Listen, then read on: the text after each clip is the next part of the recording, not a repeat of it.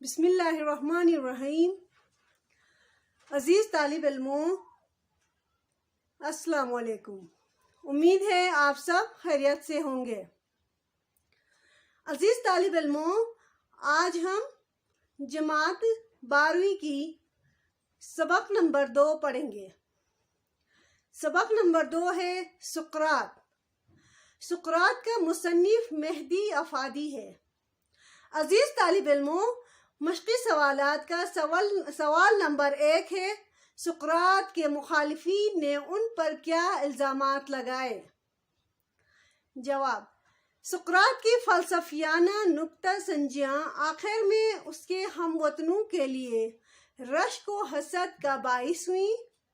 ایک شاعر نے اس کی ہجو لکھی جس کا منشا یہ تھا کہ سقراط نوجوانان ایتھنز کے اخلاق کو خراب کرتا ہے اور لڑکوں کو سکھلاتا ہے کہ اپنے والدین کی اطاعت سے انحراف کریں۔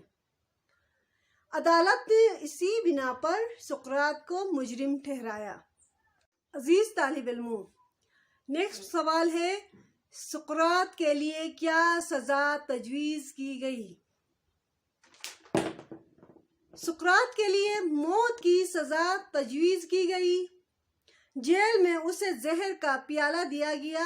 اس نے بے تکلف اپنے ہونٹوں سے لگایا اور اپنی جان دے دی۔ نیکسٹ ہے کوشچن جی، سقراط کو فوج میں کیوں بھرتی ہونا پڑا؟ جواب: اوائل عمر میں با اقتضاء آئین ملکی اسے فوج میں داخل ہونا پڑا۔ سقراط کے شاگردوں کے نام لکھیں۔ عمری زنوفان اور افلاطون ان کے شاگرد تھے۔ عزیز طالب علموں، نیکسٹ کوشچن ہے، سقراط کی تعلیمات کا خلاصہ اپنے الفاظ میں لکھیں۔ جواب ہے، سقراط کی رائے میں موجودہ وقت کو کسی آنے والے دن کی امید پر رائیگاں کر دینا بڑی غلطی ہے۔ وہ کسی چیز کا پس انداز کرنا اسی لیے ایک سرے سے فضول سمجھتا ہے۔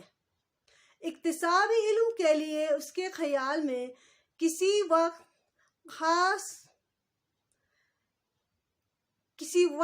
خاص کی قید نہیں۔ عمر کا ہر حصہ انسان کی معلومات کو ترقی دے سکتا ہے۔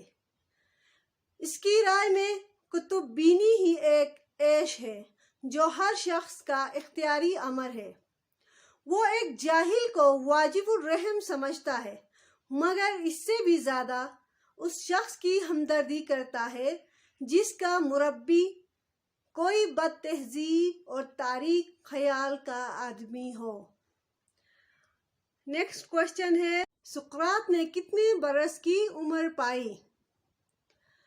سقراط 470 عیسوی قبل مسیح میں پیدا ہوا تھا اور 399 عیسوی قبل مسیح میں اس نے وفات پائی تھی۔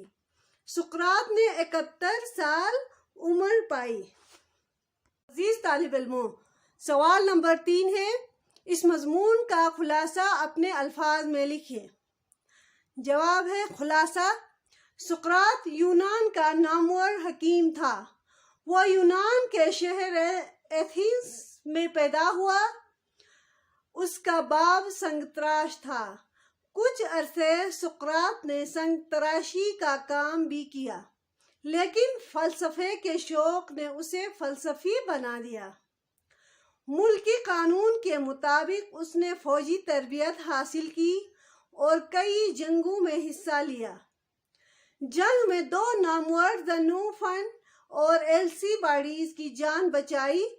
لڑائی سے فارغ ہونے کے بعد سقراط نے سادہ زندگی شروع کی۔ اس کی فلسفیانہ تحریریں بھی شائع ہوئیں۔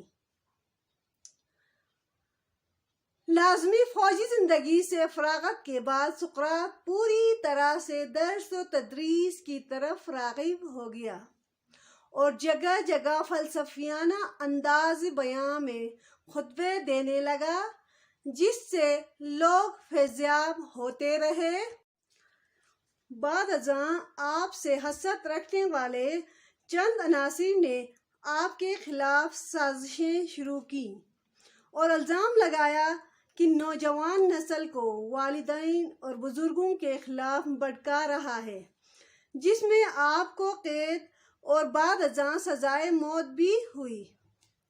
مصنف نے اس کے علاوہ افلاطون کی بیوی کی بدمزاجی کا بھی ذکر کیا ہے، جس کے ساتھ زندگی گزار کر افلاطون میں صبر کا مادہ پیدا ہوا۔ افلاطون اور زنوفن سقراط کے نامور شاگرد تھے، جنہوں نے ان کی زندگی کے حالات قلم بند کیے ہیں۔ مصنف کے مطابق سقراط علم کا دل دادا تھا، جو جاہلوں کو رحم کے قابل سمجھتا تھا اور ہمیشہ انسان کو انسانیت اور اعلیٰ ظرفی کی تلقین کرتا تھا۔ اسی طرح وہ شہرت کو دیوانگی سے تعبیر کرتے ہوئے ضمیر کی آواز سننے پر مجبور کرتا تھا۔ عزیز طالب علموں، ہر شخص کو اپنے ضمیر کے مطابق فیصلہ کرنا چاہیے۔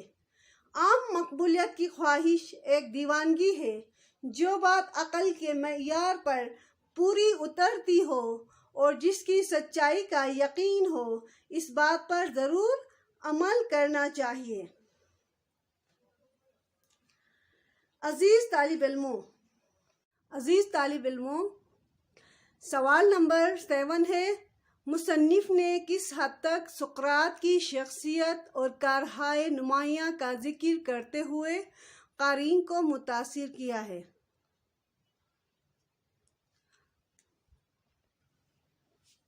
جواب: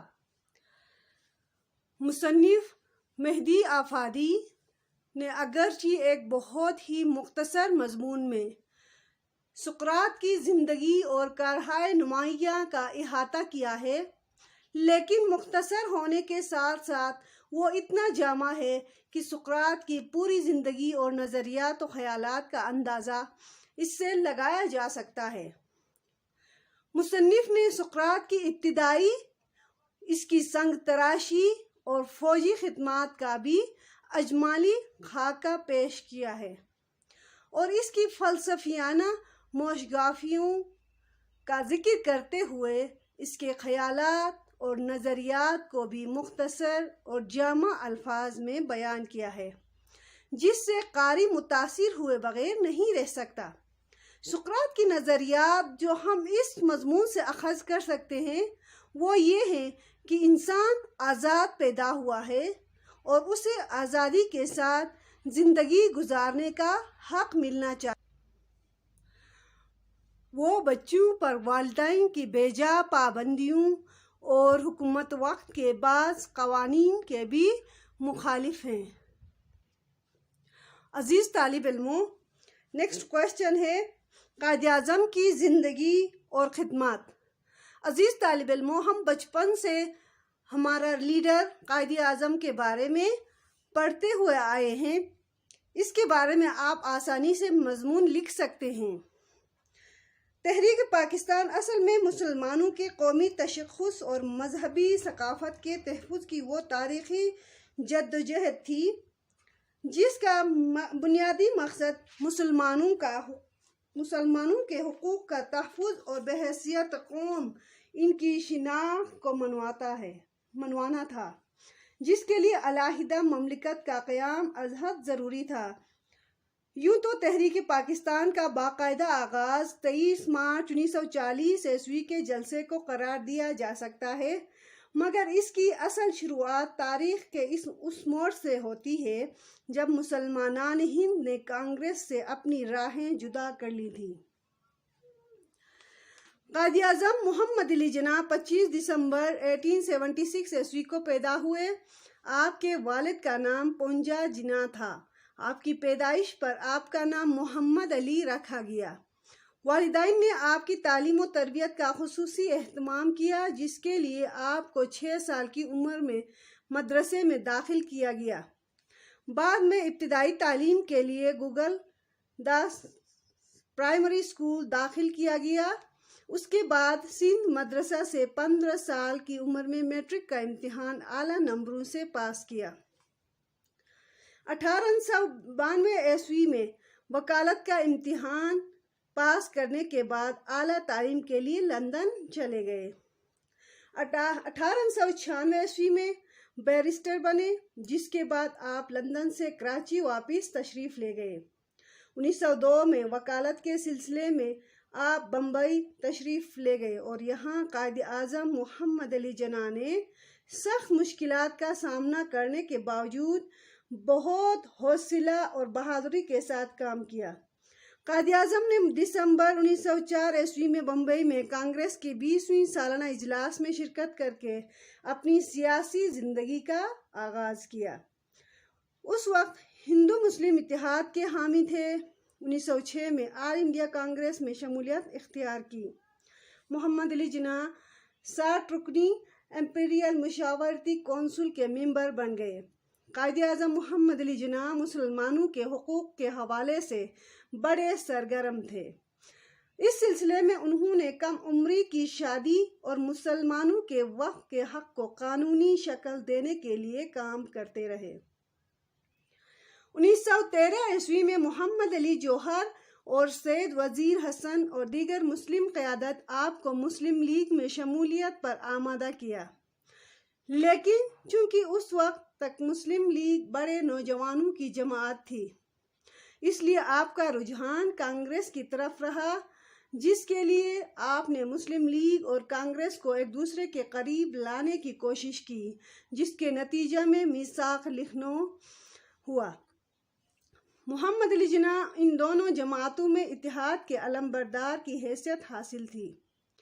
پہلی جنگ عظیم ختم ہونے کے بعد برطانوی حکومت اپنے وعدوں سے منحرف ہو کر سیاسی اور سماجی سرگرمیوں پر پابندی لگا دی، جس سے سارے برصغیر میں تحریک شروع ہو گئی اور حکومت نے مارشل لا نافذ کر دیا۔ اس تحریک کی قیادت مسٹر گاندھی نے کی۔ آپ نے کانگریس میں اس کی مخالفت کی، آخر یہ تحریک ناکام ہو گئی۔ 1920 عیسوی میں قائد اعظم کانگریس سے ہندو کی ذہنیت کو سمجھتے ہوئے الگ ہو گئے۔ 1930 میں لندن میں دوسری گول میز کانفرنس میں شریک ہوئے۔ اس میں علامہ محمد اقبال بھی شریک تھے، جنہوں نے 1930 عیسوی میں مسلم لیگ کے اجلاس الہ آباد میں اپنا خطبہ صدارت میں ایک متحدہ اسلامی ریاست کے قیام کی نشاندہی کی۔ اس کے بعد 2 رہنماؤں کی ملاقاتیں ہوئی، جس میں علامہ اقبال نے اپنے نقطۂ نظر کی مزید وضاحت کی۔ قائد اعظم برصغیر کی سیاست سے بیزار ہو کر واپس انگلستان چلے گئے۔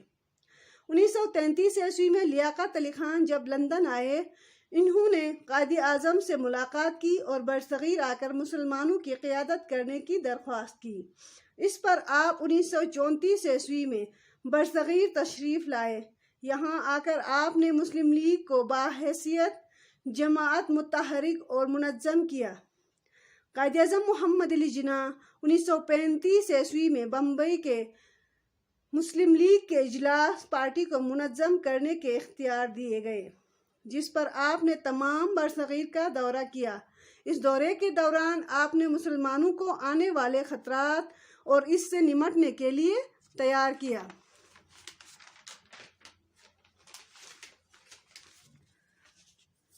1908 عیسوی کی مسلم لیگ، جو بڑے لوگوں کی جماعت سمجھی جاتی تھی، قائد اعظم محمد علی جناح کی قیادت میں مسلمانان برصغیر کی آنکھوں کا تارا بن گئی، اور اس طرح ملت کا دل افسردہ اور پاشختہ قافلہ سخت جاں، جو اگرچہ تھا تو عشق کی وادی ہی ہے، مگر رہنماؤں کی جلد بازیوں سے دل برداشتہ ہو کے حوصلہ ہار بیٹھا تھا۔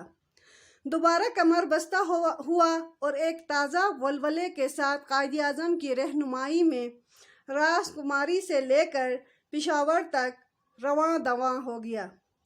وہ مسلمان ملت برصغیر جس میں شرح خواندگی 3% سے بھی کم تھی، مگر دنیاوی اعتبار سے وہیں سادہ اور ناخواندہ مسلمانوں نے جو سامراجی قوتوں کے ستائے ہوئے اور ہندوؤں کی تنگ نظری، چھوت چھات کے ذلت آمیز رویوں اور سودی ناانصافیوں کا شکار تھے، انہوں نے تاریخ کا وہ عظیم الشان سفر اپنے عظیم قائد کے ساتھ طے کیا اور پوری دنیا کو حیران کر دیا، جس نے اقوام عالم کی تاریخ میں بالکل ہی نئے اور انوکھے انداز انقلاب کا آغاز کر دیا۔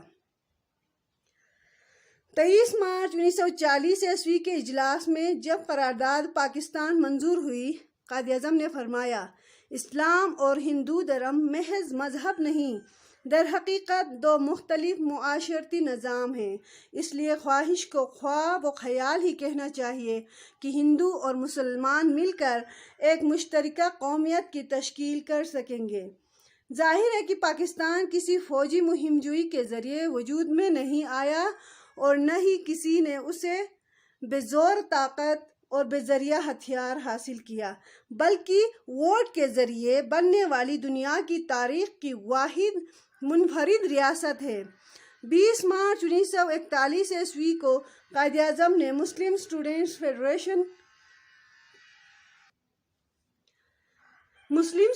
فیڈریشن کے ایک اجلاس سے خطاب کرتے ہوئے کہا، خوب یاد رکھیں، یہ کوئی معمولی کام نہیں ہے، یہ سلطنت مغلیہ کے زوال سے لے کر اب تک سب سے بڑا کام ہے جو آپ نے اپنے ذمہ لیا ہے۔ اچھی طرح سمجھ لیجئے کہ منزل تک پہنچنے کے لیے تمام وسائل کو کام میں لانا پڑے گا، ہر ممکن طریقے سے مکمل تیاری کرنی پڑے گی۔ 15 نومبر 1942 عیسوی کے قائد-اعظم کے بصیرت افروز اور چشم کش خطاب میں بھی آپ نے فرمایا کہ مجھ سے اکثر پوچھا جاتا ہے کہ پاکستان کا طرز حکومت کیا ہوگا۔ پاکستان کے طرز حکومت کا تعین کرنے والا میں کون ہوتا ہوں؟ مسلمانوں کا طرز حکومت آج سے 1300 سال قبل قرآن مجید میں ہماری رہنمائی کے لیے موجود ہے اور قیامت تک موجود رہے گا۔ آج پھر اس ملت پاکستان کو ایک ایسے ہی رہنما کی ضرورت ہے۔ 6 دسمبر 1943 عیسوی کو کراچی میں آل انڈیا مسلم لیگ کے 31ویں اجلاس سے خطاب کے دوران قائد-اعظم نے فرمایا، وہ کون سا رشتہ ہے جس سے منسلک ہونے سے تمام مسلمان جسد واحد کی طرح ہیں؟ وہ کون سی چٹان ہے جس پر ان کی ملت کی عمارت استوار ہے؟ وہ کون سا لنگر ہے جس نے امت کی کشتی محفوظ کر دی گئی ہے؟ وہ رشتہ، وہ چٹان، وہ لنگر اللہ کی کتاب قرآن کریم ہے۔ مجھے امید ہے کہ جوں ہم آگے بڑھتے جائیں گے، قرآن مجید کی برکت سے زیادہ اتحاد پیدا ہوتا جائے گا۔ ایک خدا، ایک کتاب، ایک رسول، ایک امت۔ قائد اعظم کا یہ خطاب کسی تبصرے یا وضاحت کا محتاج نہیں، اس کا لفظ تو پکار رہا ہے کہ یہ بات کہنے والا امت کے حقیقی تصور سے بھی آشنا ہے اور خدا، کتاب اور رسول کو مان لینے کے لازمی نتائج سے بھی باخبر ہے۔ ضرورت اس امر کی ہے کہ ہم قائد اعظم کا یوم پیدائش منانے کے لیے اپنے قائد کے ہر فرمان کو بھی مانیں اور اپنی نسل کو بھی اپنے قائد کی روشن سیرت و کردار سے متعارف کروائیں۔ اگر ہمارے رہنما اور قوم قائد اعظم جیسی سیرت و کردار کا مظاہرہ کریں تو ہم آج بھی سرخرو ہو سکتے ہیں۔ عزیز طالب علموں، یہ پورا مضمون لکھنا ممکن نہیں ہوتا تھا، اسی لیے میں اورلی آپ کے لیے میں نے سنایا۔ عزیز ساتھیوں، اپنا بہت سارا خیال رکھے گا۔ اسی کے ساتھ پھر نیکسٹ ویڈیو میں ملیں گے، تب تک کے لیے اللہ نگہبان۔